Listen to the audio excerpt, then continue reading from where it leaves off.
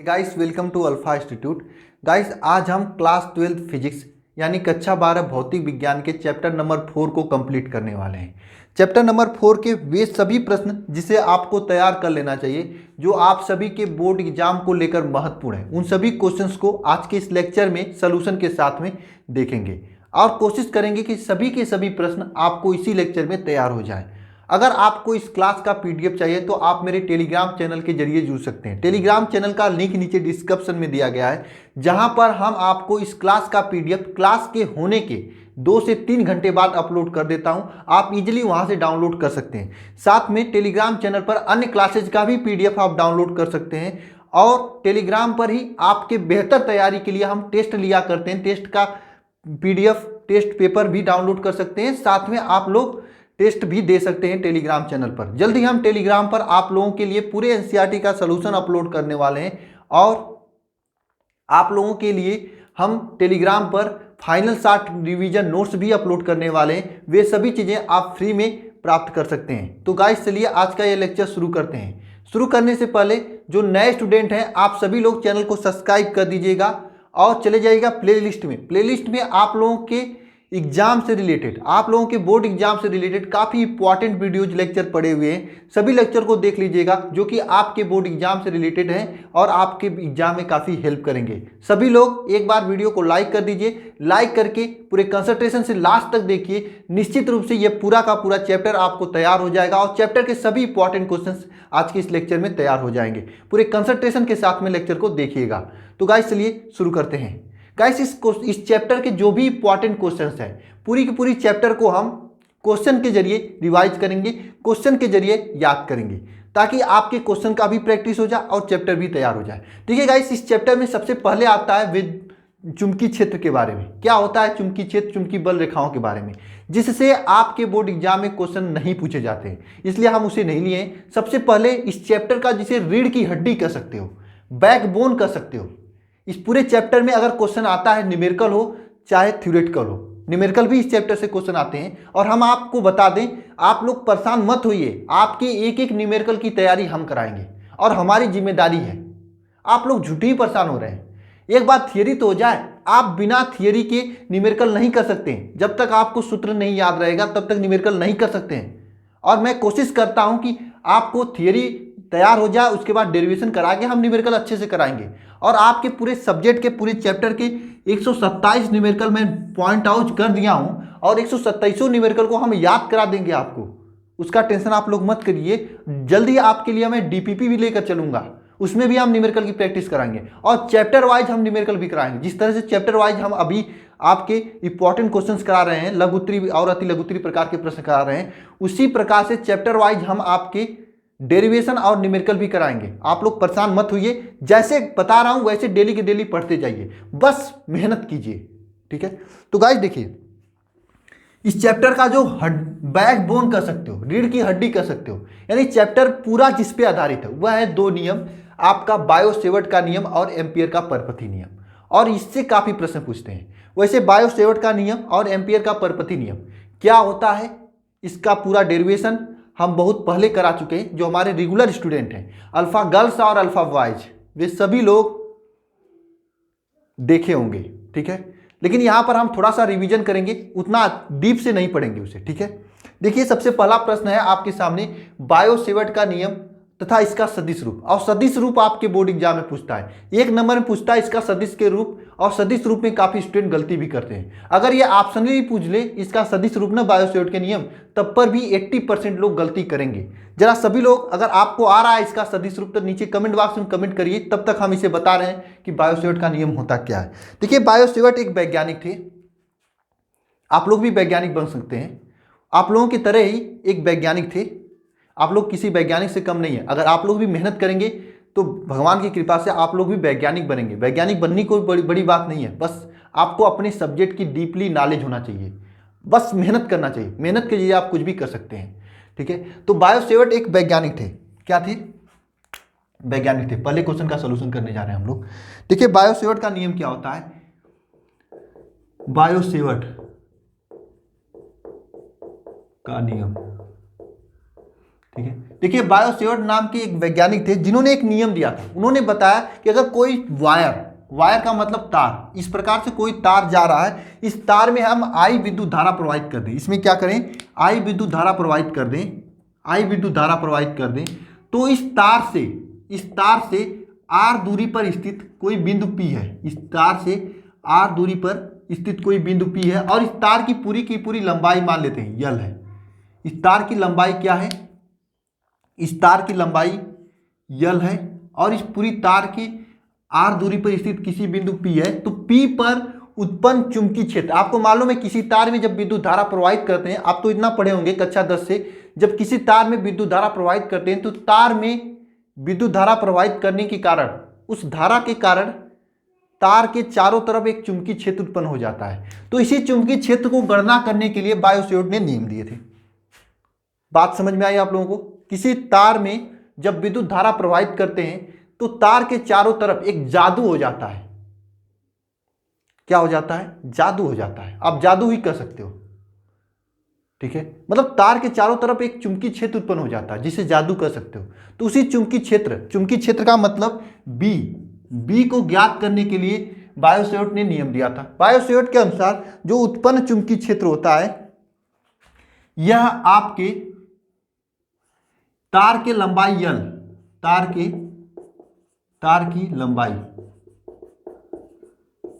लंबाई के अनुक्रमानुपाती होता है। और इस तार से जो यह बिंदु P है, इसके बीच की दूरी के भी अनुक्रमानुपाती होगा। मतलब इसके बीच की जो दूरी होता है, दूरी के व्युत्क्रमानुपाती के वर्ग के बराबर होगा, ठीक है। दूरी के व्युत्क्रमानुपाती मतलब दूरी के रेसिप्रोकल कहा जाता है इंग्लिश में। रेसिप्रोकल मतलब हिंदी में व्युत्क्रम, ठीक है। इस दूरी के व्युत्क्रम के वर्ग, ठीक है, के बराबर होगा, ठीक है।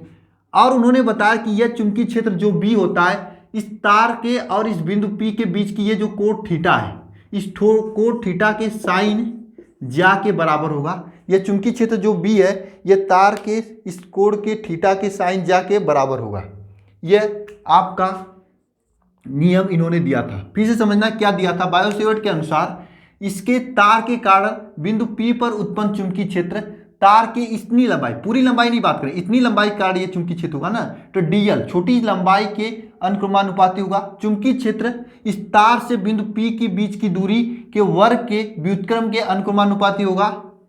चुंबकीय क्षेत्र B इस बीच के कोण जो है थीटा, इस थीटा के साइन थीटा के बराबर होगा, मतलब थीटा के ज्या के बराबर होगा।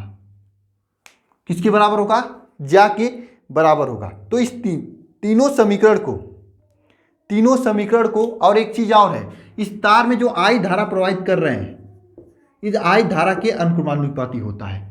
इसको मान लेते हैं समीकरण नंबर 1, इसको मान लेते हैं समीकरण नंबर 2, और इसको मान लेते हैं समीकरण नंबर 3, इसे मान लेते हैं समीकरण नंबर 4, ठीक है। तो बायोसेवर्ट नामक वैज्ञानिक ने इसे प्रयोगों द्वारा देखा था।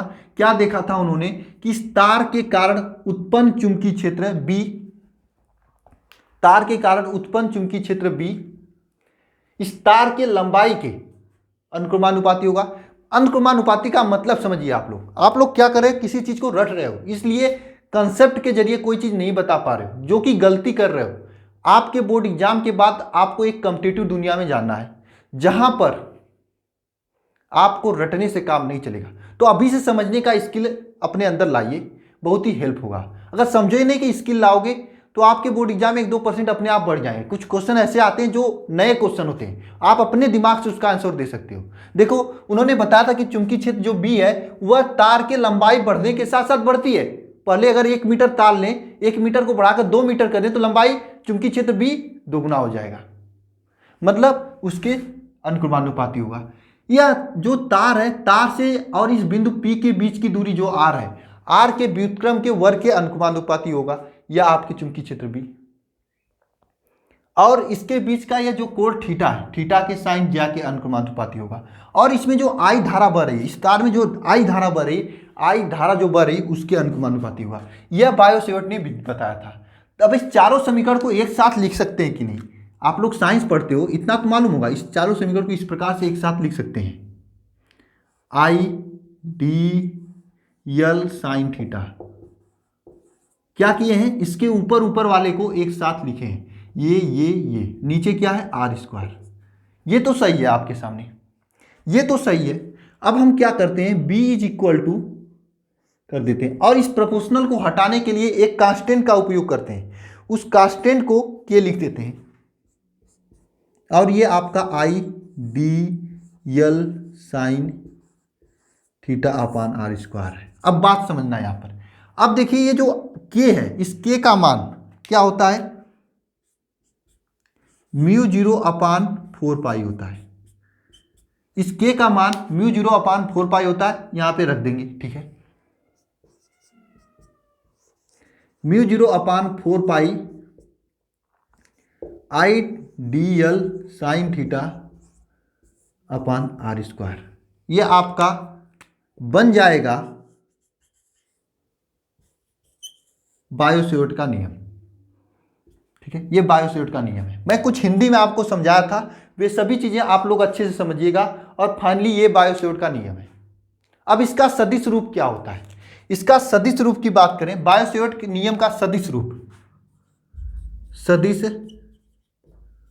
रूप भाई साहब, सदिश रूप क्या होता है, बायो-सेवर्ट के नियम का सदिश रूप की बात करें तो सदिश रूप में क्या होता है, ध्यानपूर्वक देखिएगा आप लोग, हम बता रहे हैं आप लोगों को। इसका अगर सदिश रूप आप लोग लिखोगे तो इसका सदिश रूप होगा b is equal to mu 0 upon 4 pi, mu 0 upon 4 pi I D l, एक मिनट, I D l cross r upon r cube.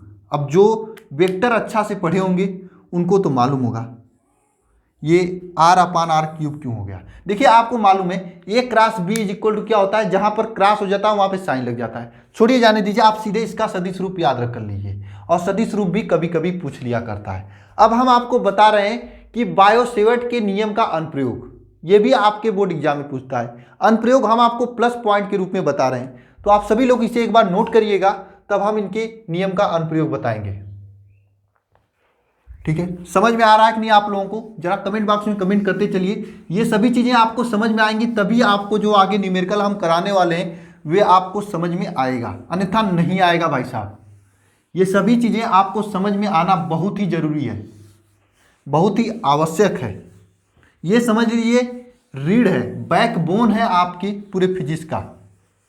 आप कहीं पे जाओगे पहले पूछेंगे बायो-सेवर्ट का नियम। देखिए बायो-सेवर्ट के नियम का अनुप्रयोग, अनुप्रयोग क्या होता है बायो-सेवर्ट के नियम, यानी बायो-सेवर्ट के नियम के प्रयोग करके आप क्या क्या प्राप्त कर सकते हो, कहा जाता है बायो-सेवर्ट के नियम का अनुप्रयोग। देखिए बायो-सेवर्ट के नियम के अनुप्रयोग करके आप किसी लंबे धारावाही चालक के, किसी लंबे धारावाही चालक के कारण उत्पन्न चुंबकीय क्षेत्र की तीव्रता ज्ञात कर सकते हो।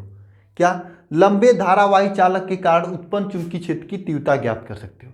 आपके न्यूमेरिकल में कभी कभी पूछता है कि एक लंबा धारावाही चालक इस प्रकार से दे देगा, ऐसे ही दे देगा, और बीच में कोई एंगल दे देगा, यहाँ पे मान लीजिए 30 दे देगा, 40 दे देगा, छोड़िए आपको एंगल माला इसी θ1 दे देगा, θ2 दे देगा, और ये लंबा धारावाही चालक है, मतलब ये एक प्रकार का तार है। इसके कारण इस बिंदु पर, P बिंदु पर आपको चुंबकीय क्षेत्र की तीव्रता ज्ञात करनी है। इस प्रकार से भी पूछ लिया करता है। तो ये कैसे ज्ञात करोगे, इसके ज्ञात करने के लिए आपके पास बायो-सेवर्ट के नियम का ही प्रयोग करके एक फार्मूला आता है। क्या आता है, b is equal to mu 0 upon 4 pi, यहाँ पर आई होगा, म्यू 0 अपान 4 पाई आई, यहाँ पर क्या होगा sine θ1, sine θ1 plus sine θ2, sine θ2। यह आपका बायो-सेवर्ट के नियम का अनुप्रयोग है, पहला अनुप्रयोग है। बायो-सेवर्ट के नियम का पहला अनुप्रयोग है, क्या है, पहला अनुप्रयोग है, 4 पाई ए होगा, ठीक है। ये क्या है आपकी, यहाँ पर ए जो है चालक के समीप जो है दूरी है, क्या, चालक के समीप ये जो दूरी है इसी को ए लिखें, ठीक है, ठीक है। ये लंबे सीधे धारावाही चालक के कारण उत्पन्न चुंबकीय क्षेत्र की तीव्रता। और कभी कभी आप लोगों से एक क्वेश्चन और पूछा जाता है कि एक वृत्ताकार कुंडली के कारण, इस तरह से वृत्ताकार कुंडली है तो इसके केंद्र पर उत्पन्न चुंबकीय क्षेत्र की तीव्रता पूछा जाता है। तो इसे भी हम बायो-सेवर्ट के नियम से निकाल सकते हैं और ये आपके बोर्ड एग्जाम में पूछता भी है, बहुत इंपॉर्टेंट भी है इसका डेरिवेशन। जब मैं डेरिवेशन करा रहा था तो इसे अच्छे से आपको समझाया था। तो इसका क्या होता है, ये आपका चुंबकीय क्षेत्र B इज इक्वल टू होता है μ0 Ni/2r, μ0 Ni/2r, ये होता है आपकी चुंबकीय क्षेत्र की तीव्रता। क्या, किसी वृत्ताकार अगर कुंडली है तो इस वृत्त के केंद्र पर, इस केंद्र पर चुंबकीय क्षेत्र की तीव्रता पूछता है B is equal to μ0 I/2r, ठीक है। और कोई लंबा सीधा धारावाही चालक है, ये क्या आपका एक लंबा धारावाही चालक, इस लंबे धारावाही चालक के कारण इस P बिंदु पर उत्पन्न चुंबकीय क्षेत्र की तीव्रता B is equal to μ0 I/4 pi sin θ1 plus sin θ2 होता है। और एक वृत्ताकार कुंडली के कारण केंद्र पर उत्पन्न चुंबकीय क्षेत्र की तीव्रता B is equal to μ0 Ni/2r होता है। R क्या है, इसकी त्रिज्या, ये त्रिज्या R है। N क्या है, इसके फेरों की संख्या है। I क्या है भाई साहब, I इसमें बहने वाली धारा I है, ठीक है। और μ0 आपको मालूम है निर्वात की वैद्युतशीलता, चुंबकीयशीलता, ठीक है। ये पूरा का पूरा कंसेप्ट है। इसके अलावा और कोई फार्मूला आता है, लेकिन इन्हीं दो फार्मूले से आपके बोर्ड एग्जाम में क्वेश्चन पूछे जाते हैं, न्यूमेरिकल क्वेश्चन पूछे जाते हैं। तो आपको इन दोनों फार्मूले को आज याद करना है, लिखना है 2-3 बार, और सभी लोग इसे कमेंट बॉक्स में फार्मूले को लिखें। जिस प्रकार से आप लोग चैटिंग करते हो उसी प्रकार से लिखें। जितना लिखोगे उतना प्रैक्टिस होगा, उतना दिनों तक याद रहेगा, ठीक है। इसे आप लोग नोट करिए और कमेंट बॉक्स में भी लिखिए। आप, ये क्या है, वृत्ताकार कुंडली,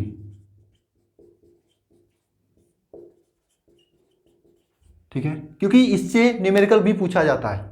जब मैं न्यूमेरिकल कराऊंगा तो एक बार और फार्मूला आपको बताऊंगा, तो आपको फार्मूला याद हो जाएगा।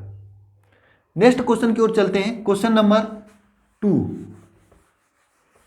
क्वेश्चन नंबर 2 है आपका कि एम्पियर का परपथी नियम, और ये भी इस चैप्टर का पूरा बैकबोन है। एम्पियर का परपथी नियम, एम्पियर का परिपथीय नियम क्या है? एम्पियर का परपथी नियम, देखिए एम्पियर के परपथी नियम के अनुसार, एम्पियर के परपथी नियम के अनुसार किसी बंद परिपथ के सीमा के अनुदिश, देखिए कोई बंद परिपथ है, इस तरह से कोई बंद परिपथ है, इसका सीमा के अनुदिश चुंबकीय क्षेत्र B का रेखीय समाकलन, चुंबकीय क्षेत्र B का रेखीय समाकलन, ठीक है, परिपथ में बहने वाली धारा I के μ0 गुना होता है। देखिए कोई बंद परिपथ है, इस तरह से कोई बंद परिपथ है, ठीक है, बंद परिपथ है, तो बंद परिपथ में सीमा के अनुदिश चुंबकीय क्षेत्र B का रेखीय समाकलन परिपथ में बहने वाला धारा I के μ0 गुना होता है। फिर से सुनिएगा आप लोग इसका डेफिनेशन, कि किसी भी बंद परिपथ, क्या, बंद परिपथ, किसी भी बंद परिपथ में चुंबकीय क्षेत्र के सीमा के अनुदिश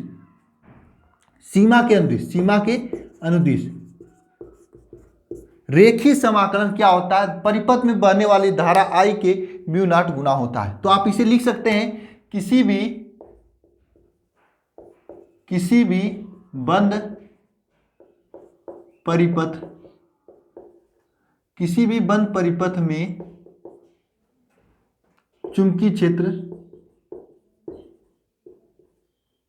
चुंबकीय क्षेत्र B का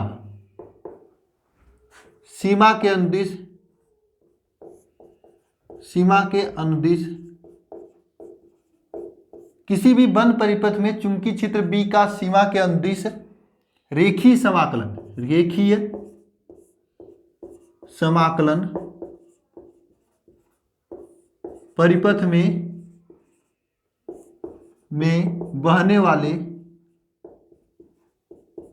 बहने वाले धारा I के μ0 गुना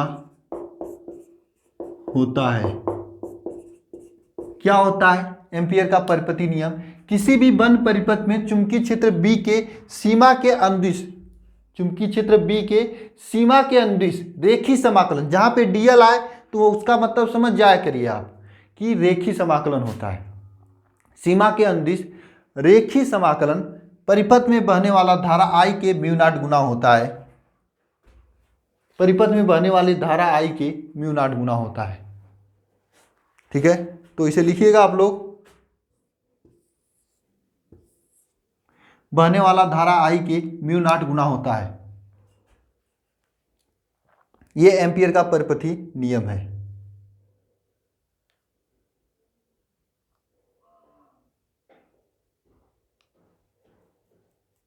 ठीक है, और देखिए एम्पियर के परिपथी नियम इसे कहते हैं। इसी एम्पियर के परिपथी नियम का अनुप्रयोग, अनुप्रयोग की बात करें, इसके नियम का उपयोग करके कहाँ कहाँ पे हम क्या क्या निकाल सकते हैं। तो एम्पियर के परिपथी नियम का अनुप्रयोग, यहाँ पर हेडिंग कर लीजिएगा अनुप्रयोग। अनुप्रयोग में सबसे पहला अनुप्रयोग लिखिएगा आप लोग, सबसे पहला अनुप्रयोग है। सबसे पहला अनुप्रयोग क्या है? अनुप्रयोग यह है कि लंबी परिनालिका के भीतर चुंबकीय क्षेत्र,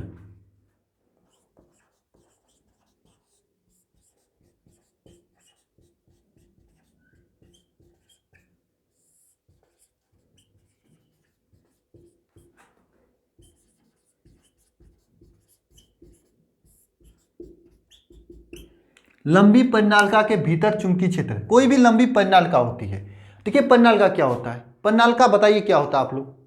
एक लंबा छड़ होता है जिसके ऊपर तार को इस तरह से लपेट दिया जाता है। एक लंबा आपका छड़ पाइप नुमा होता है, ठीक है, इसके ऊपर ऐसे ऐसे तार जो है लपेट दिया जाता है, तो आपका परिनालिका बन जाता है। ठीक है, तो लंबी परिनालिका के भीतर चुंबकीय क्षेत्र आपको ज्ञात करना है। ठीक है, तो लंबी परिनालिका के भीतर चुंबकीय क्षेत्र B इक्वल होता है म्यू 0 NI।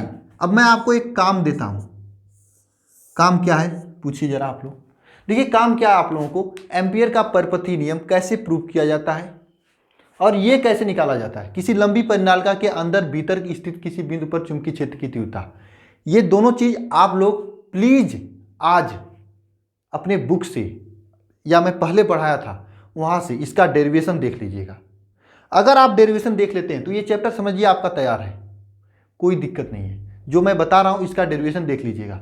मैं डेरिवेशन कराऊंगा लेकिन एक बार अपने से भी देखिएगा।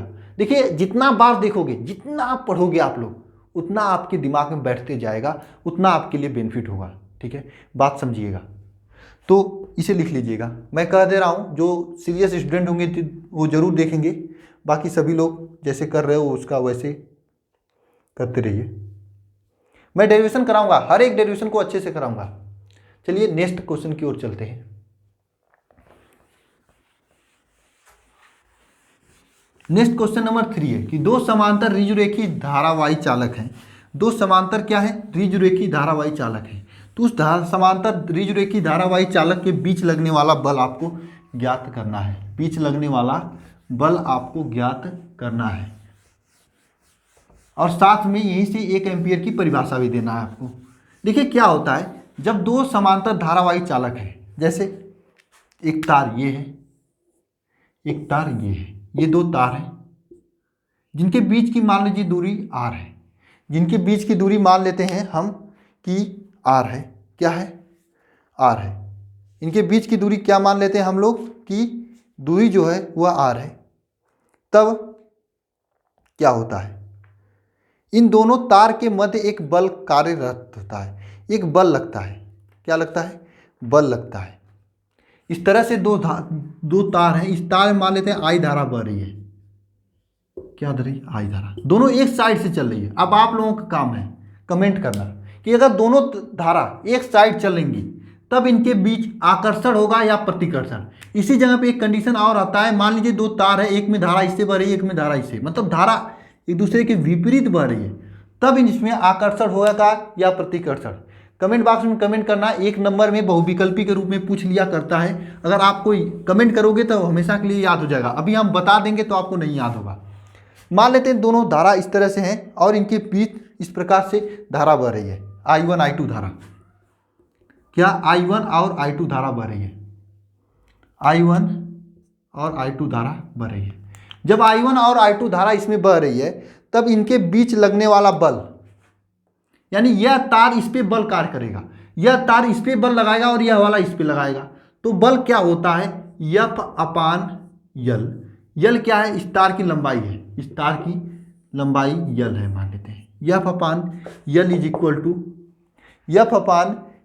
Equal to mu zero I upon 2 pi, mu zero I upon 2 pi I1 I2 upon R square, I1 I2, यानी इसमें बहने वाला धारा और इसमें बहने वाली धारा दोनों का मल्टीप्लाई करेंगे, F upon L mu zero upon 2 pi I1 I2 upon are.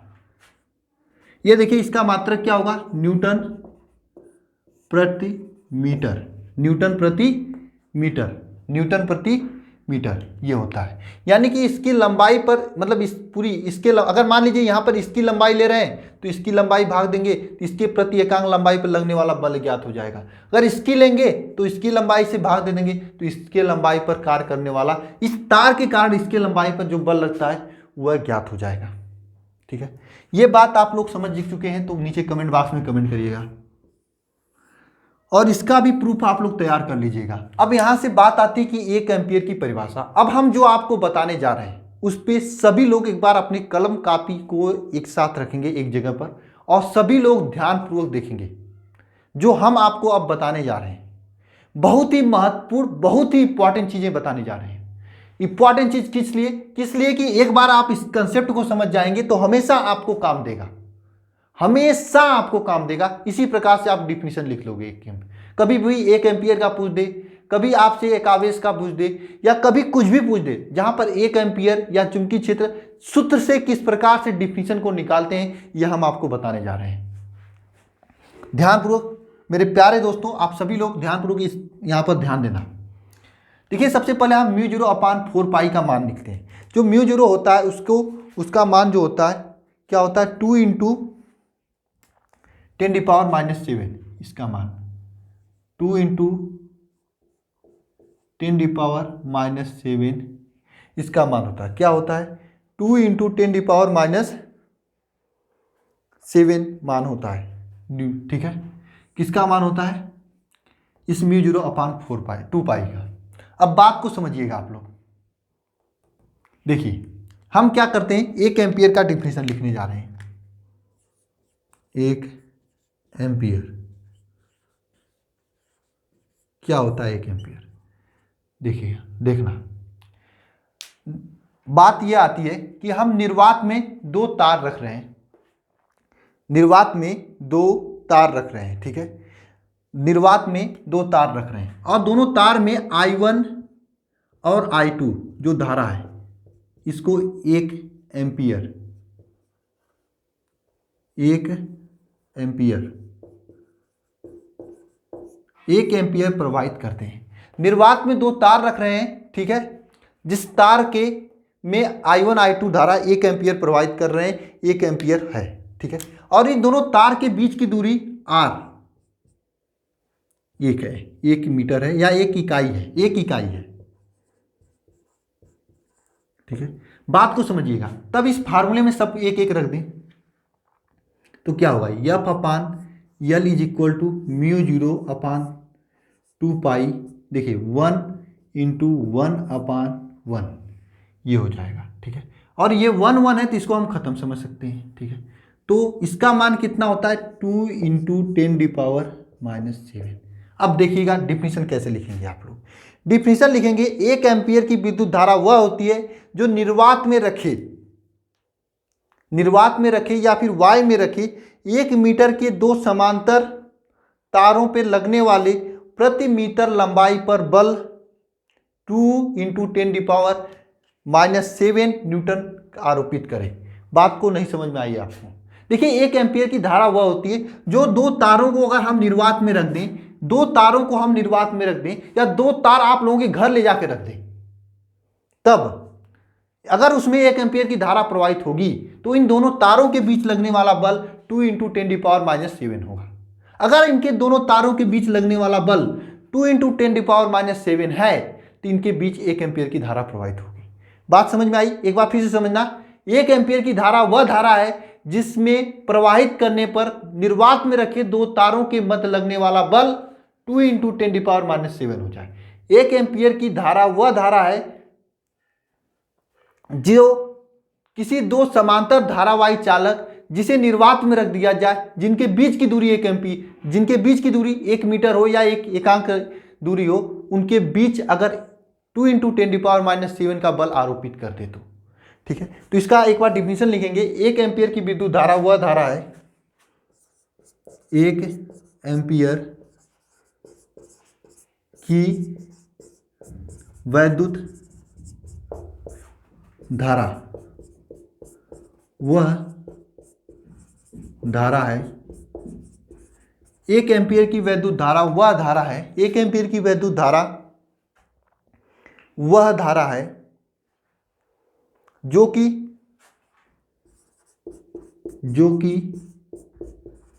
निर्वात में रखे दो समांतर धारावाही चालक, दो समांतर धारावाही चालक जिनके बीच की दूरी एकांक हो, एकांक मतलब 1 मीटर हो या 1 सेंटीमीटर हो, एकांक हो प्रवाहित करने पर एकांक हो, इनके बीच की दूरी क्या हो, एकांक हो। 1 एम्पीयर की विद्युत धारा वह धारा है जो कि निर्वात में रखे दो समांतर धारावाही चालक के बीच की दूरी एकांक हो, जिनके बीच की दूरी रखे दो धारावाही समांतर चालक बीच जिनके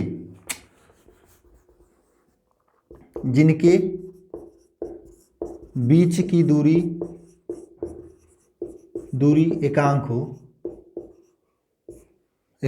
हो पर 2 × 10⁻⁷ न्यूटन का बल आरोपित करे। तो बताइए, डिफिनेशन लिख लेंगे 1 एम्पीयर की। क्या होता है? कुछ नहीं होता, सीधी सीधी बात है कि 1 एम्पीयर की वह धारा है, यहां पर एक रख देंगे, वह धारा है जो कि निर्वात में दो तार रख दे जिनके बीच की दूरी 1 मीटर हो और दोनों तारों में 1 एम्पीयर की धारा प्रवाहित कर दें, तो इनके बीच लगने वाला बल कितना हो जाए? 2 × 10⁻⁷ हो जाए। तो यही यहाँ पर मैं डिफिनेशन लिखा हूं, 1 एम्पीयर की विद्युत धारा वह धारा है जिसे निर्वात में दो समांतर धारावाही चालक जिनके बीच की दूरी एकांक हो पर 2 × 10⁻⁷ का बल आरोपित करता हो या आरोपित करे। यार 1 एम्पीयर की धारा होगी तो इनके बीच में इतना बल आरोपित होगा। ठीक है, इस तरह से एक एक रखकर हम इसका डिफिनेशन निकाल सकते हैं, तो इसे नोट करिएगा आप लोग।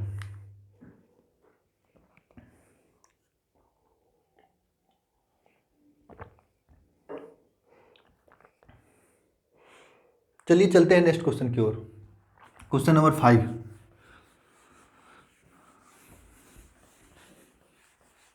आप इसका भी डेरिवेशन देख लेना, जाकर तैयार कर लेना। जो चीजें आपको मैं बता देता हूं, हल्का सा रास्ता दिखा देता हूं, तो आप उसी के अनुसार चलते रहना, तब हमारे साथ साथ आपका पूरा सिलेबस कंप्लीट हो जाएगा।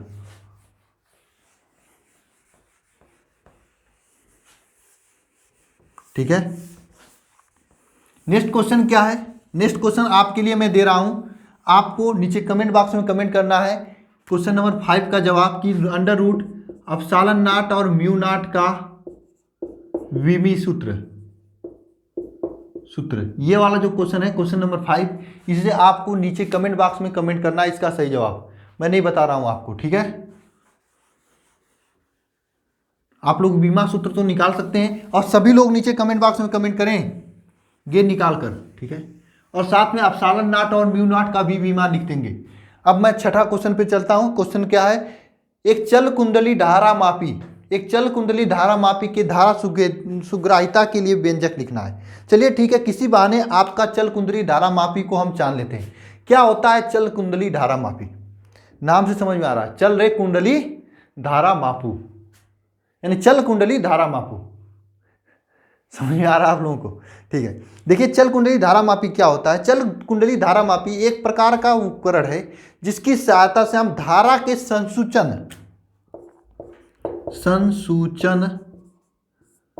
जिसकी सहायता से हम धारा के संसूचन को या धारा के दिशा का मान ज्ञात करते हैं। चल कुंडली धारामापी एक प्रकार का उपकरण होता है जिसकी सहायता से हम धारा के संसूचन या धारा की दिशा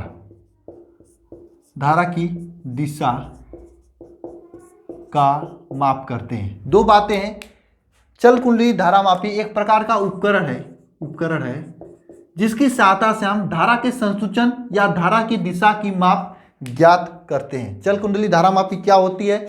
एक प्रकार की उपकरण होता है जिसकी सहायता से, मैं क्यों इतना डिफिनेशन आपको 4 बार बोल के सुना रहा हूं, मैं पागल नहीं हूं, ये भी पूछता है आपसे, नहीं दिया हूं यहां पर तो क्या से बता रहा हूं, याद कर लो। चल कुंडली धारामापी, सभी लोग मेरे साथ एक बार बोलेंगे, चल कुंडली धारामापी एक प्रकार का उपकरण है जो धारा के संसूचन तथा धारा की दिशा को ज्ञात करता है, माप करता है। सभी लोग एक बार ये 1 सेकंड का समय लेकर कमेंट बॉक्स में पूरी डिफिनेशन को कमेंट करें, ठीक है, चूंकि कमेंट पूरा आपको याद हो जाए। ठीक है, ये होता है चल कुंडली धारामापी। ठीक है, चल कुंडली धारामापी की धारा सुग्राह्यता क्या होती है? चल कुंडली धारामापी की धारा सुग्राह्यता, जो धारा सुग्राह्यता होता है उसे कहते हैं, यह कुंडली जो प्रवाहित होने वाली प्रति एकांक धारा से जो विक्षेप उत्पन्न करता है उसे धारा सुग्राह्यता कहते हैं। कुंडली में अगर 1 एम्पीयर धारा एकांक धारा प्रवाहित कर दें तो उस कुंडली में जो विक्षेप उत्पन्न होता है उसे कहते हैं धारा सुग्राह्यता। किसे कहते हैं धारा सुग्राह्यता? समझिए पहले, धारा सुग्राह्यता किसे कहते हैं? धारा सुग्राह्यता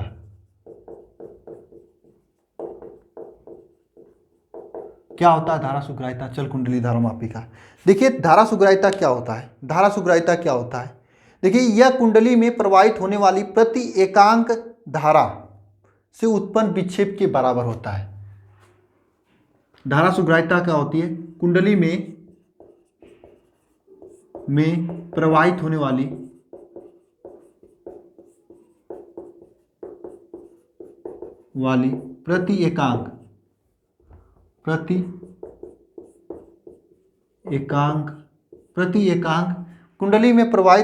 प्रति एकांक कुंडली में प्रवाहित होने वाली प्रति एकांक धारा के लिए उत्पन्न विक्षेप के बराबर होता है।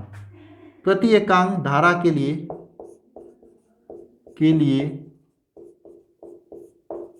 उत्पन्न विक्षेप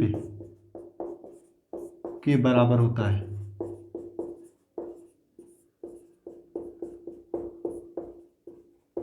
बात समझ में आई? कुंडली में प्रवाहित होने वाली प्रति एकांक धारा के लिए उत्पन्न विक्षेप क्या कहलाता है? धारा सुग्राह्यता। 1 एम्पीयर धारा प्रवाहित कर दे, उसमें जो विक्षेप हो उसे धारा सुग्राह्यता कहेंगे।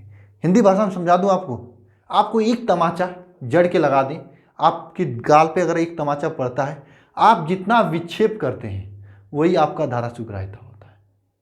आप किसी को छेड़ दिए, वो गुस्से में आकर एक तमाचा मार दिया आपको, तो आप जितना विक्षेप करोगे, जितना मारेगा, तो आप ऐसे कैसे खड़े तो नहीं रह पाओगे। इस मार्कर को हम ऐसे मारेंगे तो मार्कर तो खड़ा रह जाएगा, लेकिन आपको अगर कोई एक तमाचा, एक सैंडल कोई मारेगा खींचकर, तो आप गाल इधर या उधर जाएगा, या फिर दांत निकल कर विक्षेप कर गया, या फिर जीभ इधर उधर हो गया, भगवान जाने क्या क्या होगा आपका। तो जो विक्षेप होता है उसी को कहते हैं धारा सुग्राह्यता।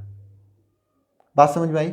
एकांक एम्पीयर धारा प्रवाहित करने पर या एकांक धारा प्रवाहित करने पर उत्पन्न विक्षेप धारा सुग्राह्यता के बराबर होता है। अब धारा सुग्राह्यता के लिए एक फार्मूला होता है, धारा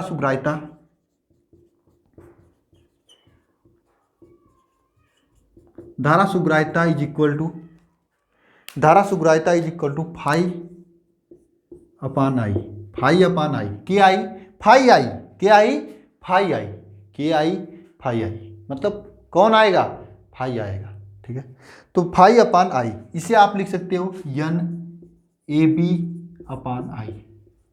इस फार्मूले को याद रखना भाई साहब, N A B upon C. N A B upon C, N A B के N A B upon C. यन क्या है? कुंडली में फेरों की संख्या, ठीक है। ए क्या है आपका? कुंडली में फेरों की संख्या यन है। ए क्या है? अनप्रस्थ काट क्षेत्रफल है। और बी क्या है आपका? मालूम है, चुंबकीय क्षेत्र बी आपका चुंबकीय क्षेत्र। सी क्या है भाई साहब? सी क्या है? मरोड़ दृढ़ता।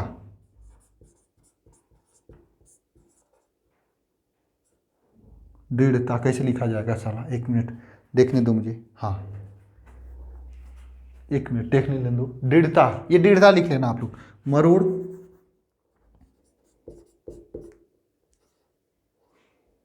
दृढ़ता,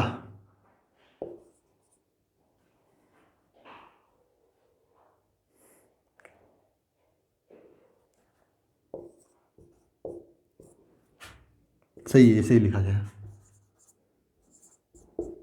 ठीक है। मरोड़ दृढ़ता ये है,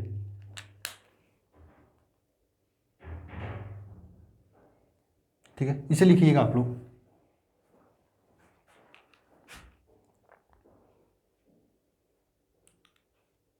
क्वेश्चन नंबर 7 की ओर चलते हैं। क्वेश्चन नंबर 7 क्या है कि आपको एक समान बाह्य चुंबकीय क्षेत्र में रखे धारा रूप पर लगने वाले बल आघूर्ण, बल युग्म का आघूर्ण,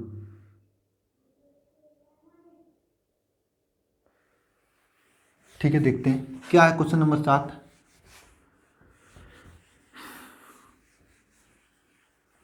एक समान बाह्य चुंबकीय क्षेत्र में रखे धारा लूप पर बल आघूर्ण ज्ञात करना है। बल आघूर्ण टाउ की बात कर रहा है। एक समान बाह्य चुंबकीय क्षेत्र में अगर आप कोई रख दें, जैसे मान लेते हैं एक समान इस तरह से चुंबकीय क्षेत्र है, ठीक है। इसमें कोई आप इस प्रकार से रख दें, कुछ रख दिया आप लोग, वायर रख दिए, ठीक है। इस चुंबकीय क्षेत्र में जब रखोगे, इस चुंबकीय क्षेत्र में जब आप रखेंगे तो क्या होगा, ठीक है। इस पे एक बल तो ऊपर की ओर कार्य करेगा इस तरह से, ठीक है। एक बल ऊपर की ओर कार्य करेगा और एक बल इस तरह से नीचे की ओर कार्य करेगा। तो ये ऊपर ले जाना चाहेगा, F1 मान लेते हैं, ये नीचे ले जाना चाहेगा, ठीक है। तो यहाँ पर एक बल युग्म बन जाता है, युग्म बन जाता है। जो युग्म इस प्रकार से हम लोग डेरिवेट करते हैं, आपको मालूम होगा, यहाँ पर थीटा कोण रख के डेरिवेट करते हैं, उस युग्म के बारे में बात कर रहे हैं। तो कार्य करने वाला बल युग्म क्या होता है, इसे टाउ से प्रदर्शित करते हैं। इसे लिखते हैं बीना साइन थीटा। आपको मेरा ये फार्मूला बताने का उद्देश्य था, आप इस फार्मूले को याद कर लेना। बीना साइन थीटा क्या होता है? बीना साइन थीटा, बीना साइन थीटा क्या? बीना कबाड़ा बीनो साइन थीटा। एक साइन थीटा नाम की कोई है, उसे करें बीना साइन थीटा। क्या होता है? बीना साइन थीटा। आप ये क्वेश्चन नंबर 7 हाँ 7 का ये बीना साइन थीटा होता है। यह आपका बल युग्म है, ये क्या है? बल युग्म है। देखिए यहाँ पे बी क्या है? चुंबकीय क्षेत्र। आई क्या है? धारा जो प्रवाहित हो रही है। एन क्या है? फेरों की संख्या। ए क्या है? आपका क्षेत्रफल। तो ये होता है बीना साइन थीटा। बीना साइन थीटा से याद रखना, ठीक है। अब धारा मापी को अमीटर तथा वोल्ट मीटर के रूप में रूपांतरण कैसे करते हैं? देखिए कोई भी धारा मापी हो, धारा मापी को अमीटर और वोल्ट मीटर के रूप में रूपांतरण कैसे करते हैं, यह आपको बताने जा रहे हैं। क्वेश्चन नंबर 8 देखिए, धारा मापी है। क्या है? धारा मापी। नाम से स्पष्ट है, धारा मापी मतलब धारा मापता है। उसको अमीटर बना देंगे, उसे वोल्ट मीटर बना देंगे। बस एक तार की जरूरत है, एक तार इस धारा मापी का चेंज करके अमीटर बना देगा, कभी कभी वोल्ट मीटर बना देगा। कैसे बनाता है, क्या सिस्टम है, ये बताने जा रहा हूं आप लोगों को। देखिए धारा मापी अमीटर के रूप में रूपांतरण।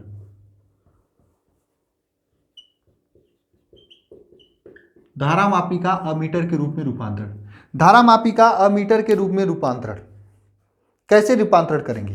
देखिए क्या होता है, जब किसी धारा मापी को अमीटर का मतलब धारा मापने वाला, एम्पियर नापने वाले को धारा मापी का अमीटर कहते हैं। मान लेते हैं कोई आपका ये धारा मापी है, ठीक है, क्या है, धारा मापी है, ठीक है। इसे आपको अमीटर के रूप में चेंज करना है। जब धारा मापी को अमीटर के रूप में चेंज करते हैं तो धारा मापी में क्या होता है, धारा मापी में समांतर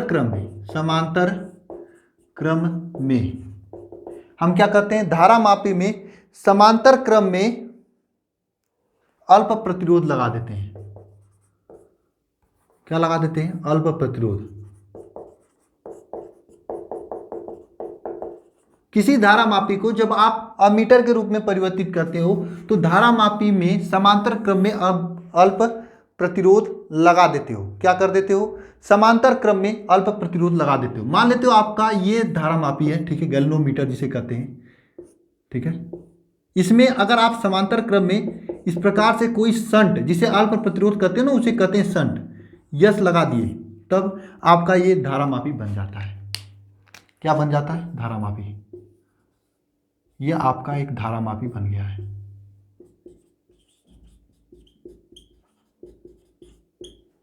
क्या बन गया भाई साहब, ये आपका एक धारा मापी बन गया, ये सॉरी अमीटर बन गया। ये आपका अमीटर बन गया। क्या बन गया भाई साहब, अमीटर बन गया, ठीक है। अब इसे आपको जो ये यस लगाए हो इसका मान ज्ञात करना हो तो आप क्या करोगे, कैसे ज्ञात करोगे। देखिए मैं आपको बता रहा हूं, इसको मान ज्ञात करने के लिए मैं आपको एक सूत्र बता रहा हूं, सूत्र को बताऊंगा नहीं, समझाऊंगा। देखिए यहां पे मान लेते हैं इसमें आई धारा बह रही है, ठीक है। अब आई धारा बह रही है तो यहां पर जाएगा, कुछ धारा इस पे जाएगा, कुछ धारा इस पे, धारा में डिवाइडर हो जाएगा, डिवाइडेशन हो जाएगा। मान लेते हैं आई में से जो है, आई में से जी धारा, आई जी धारा इस साइड निकल जाती है, सीधे निकल जाती है, और यहां पर बनता है आई माइनस आई जी, ये धारा नीचे जाता है। मतलब आई जी धारा इसमें गैल्वेनोमीटर में चला जाता है, आई में से आई जी धारा को निकाल देंगे तो ये आपका शंट में चला जाता है। आई जी ऊपर चला जाएगा तो इस आई में से जो बचेगा यार इधर चला जाएगा। तब आपको इस शंट में प्रवाहित धारा ज्ञात करना है, तो कैसे निकालेंगे। इसे निकालने के लिए आप यस इज इक्वल टू, इस शंट की मान निकालने के लिए S is equal to I G upon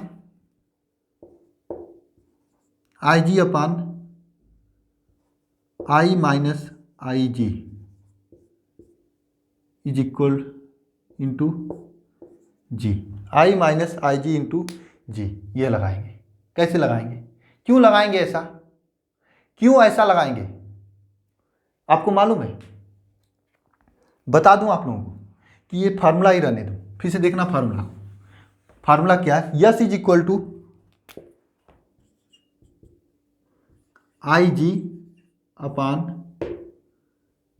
I minus I G into G, S is equal to I G upon I minus I G into G, ये formula होता है। ये क्या होता है, फार्मूला होता है, ठीक है, इस यस का मान ज्ञात करने के लिए। अब क्यों होता है ऐसा आपको बता दूं, देखिए क्यों होता है, क्योंकि ये देखिए ये दोनों तार आपके समांतर क्रम में जुड़े हैं। अब वही स्टूडेंट ध्यानपूर्वक सुनेंगे जिसका बेसिक तैयार है, बाकी लोग स्किप कर देना 1-2 मिनट तक। ये दोनों तार समांतर क्रम में जुड़े हैं, आपको हमेशा तक याद रहेगा, कभी भी ये भूलेगा नहीं। ये तार दोनों समांतर क्रम में जुड़े हैं, तो आपको मालूम है तार में जब समांतर क्रम में जुड़ते हैं तो इनके में वोल्टेज समान होता है, वोल्टेज समान होता है। मतलब इसमें जो ये वाला आपका गैल्वेनोमीटर लगा है, इसमें वोल्टेज जो है Vg, गैल्वेनोमीटर में जो वोल्टेज है Vg, ये समान होगा आपका नीचे वाले शंट में बहने वाली जो वोल्टेज है Vs के बराबर। गैल्वेनोमीटर में वोल्टेज Vs के बराबर, नीचे शंट में जो वोल्टेज है उसके बराबर होगा। ये होगा कि नहीं, आपको मालूम है समांतर क्रम में वोल्टेज समान होता है कि नहीं, कमेंट बॉक्स में कमेंट करें पहले। समांतर क्रम में वोल्टेज समान होता है, अगर श्रेणी क्रम में लगा दे तो उसमें धारा समान होता है। और कोई तार इस प्रकार से श्रेणी क्रम में जुड़ा है, ठीक है, इस प्रकार से श्रेणी क्रम में जुड़ा है कोई तार, तो इसमें हर प्रतिरोध में धारा समान होगा। उसी जगह कोई तार इस तरह से समांतर क्रम में जुड़ा है तो इसमें वोल्टेज समान होगा। आपको मालूम होगा, ये जानते होंगे, आप लोग पढ़े भी होंगे, ठीक है। तो वही बात मैं कर रहा हूं, अगर श्रेणी क्रम में जुड़ा है तो इसमें क्या है, धारा समान होगा। अगर वही समांतर क्रम में जुड़ा है तो उसमें वोल्टेज समान होगा, होगा कि नहीं होगा, ठीक है। अब देखना Vg को क्या लिख सकते हो, इस G की जो प्रतिरोध G है और इसमें प्रवाहित होने वाला धारा क्या लिख सकते हो, Ig इंटू G, ठीक है। अब Vs को क्या लिख सकते हो, इस Vs का प्रतिरोध यस इंटू इसमें प्रवाहित होने वाला धारा, क्योंकि आप जानते हो V equal to I R होता है, I मतलब धारा, R मतलब इसका प्रतिरोध, यस का प्रतिरोध यस है और इसमें प्रवाहित होने वाला धारा I minus I G, I minus I G. अब देखिए ये यस जो है, ये जो यस है, इस यस का मान आपको ज्ञात करना, तो इसको उठा के डिसाइड कर दो, आई G upon I minus I जी। बोलो समझ में आया कि मैं झूठ ही आपको समझाने की कोशिश कर रहा हूँ, आपको कुछ नहीं आया। अब जितने लोगों को ये बात समझ में आई वो कमेंट बॉक्स में कमेंट करें, मैं ये जानना चाहता हूँ कितने सिंसियर स्टूडेंट हैं। आप सीधे सीधे ये फार्मूला याद कर सकते हैं। अगर इसको वोल्ट मीटर के रूप में रूपांतरण कर दिया जाए तो क्या होगा, धारा मापी को वोल्ट मीटर के रूप में, देखिए अभी तक ये क्या है आपका, ये अमीटर के रूप में था, अब वोल्ट मीटर के रूप में है, अब वो वोल्ट मीटर के रूप में। जब इसे वोल्ट मीटर में के रूप में चेंज करोगे तो कैसे चेंज करोगे, देखिए इसको वोल्ट मीटर में लगाने के लिए हम क्या करते हैं, इसमें एक अनंत प्रतिरोध का, एक अनंत प्रतिरोध का, एक उच्च प्रतिरोध का, इसमें क्या करते हैं, उच्च प्रतिरोध का श्रेणी क्रम में शंट लगाते हैं, उच्च प्रतिरोध का श्रेणी क्रम में शंट लगाते हैं। अब कैसे होता है ये सब चीजें, ध्यानपूर्वक देखना। यहां पर आपको मान लो कि ये कोई तार है, आपसे कोई कह दे कि इसी तार के इसी बिंदु के बीच में आपको विभवांतर ज्ञात करना है, तो आप क्या करोगे, नीचे आप यहाँ पे G पहले गैल्वेनोमीटर लगाओगे और इसी में एक उच्च प्रतिरोध का एक शंट लगा दोगे, यस, ठीक है, इसी में एक उच्च प्रतिरोध का शंट यस लगा दोगे। तो ये पूरा का पूरा सिस्टम आपका कहा जाएगा वोल्ट मीटर। वोल्ट मीटर क्या कहा जाएगा, वोल्ट मीटर कहा जाएगा। अगर यहां पर इस शंट का मान ज्ञात करना हो तो शंट का मान ज्ञात करने के लिए आप S is equal to V upon I G minus G लिख दोगे, V upon I G minus G, V upon I G minus G, ठीक है, V upon I G minus जी लिखोगे। इस प्रकार से होता है। अब देखिए जब परिपथ में हम अमीटर को लगाते हैं, जब परिपथ में हम अमीटर को लगाते हैं तो अमीटर को हमेशा श्रेणी क्रम में लगाते हैं, क्रम में लगाते हैं, ठीक है। अगर वोल्ट मीटर को लगाते हैं तो वोल्ट मीटर को हमेशा, वोल्ट मीटर को हमेशा समांतर क्रम में लगाते हैं, क्रम में। अगर श्रेणी क्रम में लगाते हैं कब, अमीटर को, वोल्ट मीटर को समांतर क्रम में लगाते हैं। ये पूरा सिस्टम है, ये पूरा क्वेश्चन नंबर 8 का जवाब है, नोट कर लीजिएगा आप लोग।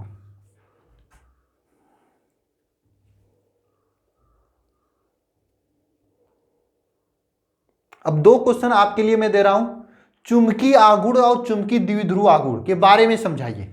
ये क्वेश्चन आपको करना है, आप लोग इसे छोड़ना मत, बहुत ही इंपॉर्टेंट क्वेश्चन है।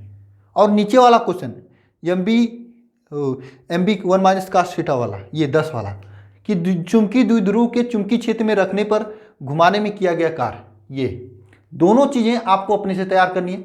सबसे पहली बात को, ये चुंबकीय आघूर्ण का जो फार्मूला होता है, चुंबकीय आघूर्ण का जो फार्मूला होता है और चुंबकीय द्विध्रुव आघूर्ण का फार्मूला, ये दोनों चीजें आपको नीचे कमेंट बॉक्स में कमेंट करनी है। ये दोनों चीजें आप लोग करिएगा। कुछ लोग, आप लोग थोड़ा सा अपने से मेहनत कीजिए, कुछ हम कर रहे हैं, आपको बहुत ही बेहतरीन आपकी तैयारी हो जाएगी। ये दोनों चीजें अगर नहीं आएंगी तो नीचे कमेंट बॉक्स में कमेंट कर देना। आप लोग नहीं कर पा रहे हो तो कमेंट कर देना, हम आपको अलग से बता देंगे, ठीक है, डोंट वरी, परेशान मत होना। तो गाइस आज की इस लेक्चर में बस इतना ही, इसे नोट कर लीजिएगा आप लोग। मिलते हैं नेक्स्ट लेक्चर में, धन्यवाद।